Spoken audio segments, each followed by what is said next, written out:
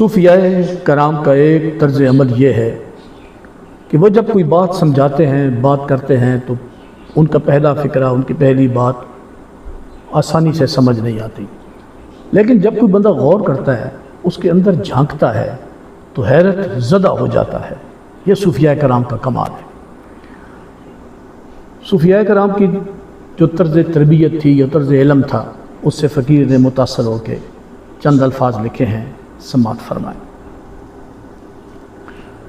کوئی روح دے اندھیر حجرے وچ، کوئی روح دے اندھیر حجرے وچ، ایک ڈیوا بال اذان دیوے۔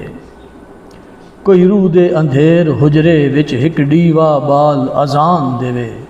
میرے اندر کچھ جھاتی پائے اور میرے سوئے ہوئے جذبے کو جگائے، میرے اندر چراغ عشق جلائے۔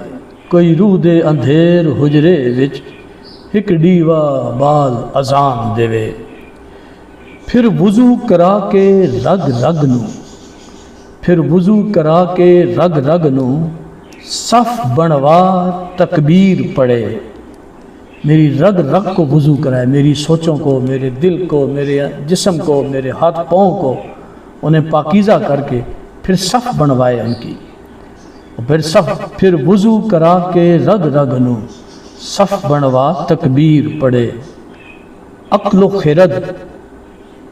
و خرد سب صف بصف، خشوع خضوع دے نال ہاتھ باندھ کھڑے۔ عقل عیار ہے، سو بھیس بدل لیتی ہے۔ یہ ایک عشق جب نماز پڑھائے تو عقل و خرد سب صف بصف، خشوع خضوع دے نال ہاتھ باندھ کھڑے۔ اور پھر ہو دی صدا دے نال اٹھے۔ اللہ الف اللہ چمبے دی بوٹی، مرشد من میرے وچ لائی ہو۔ پھر ہو دی صدا دے نال اٹھے، جدو دل دھک دھک کر کے امام بنے۔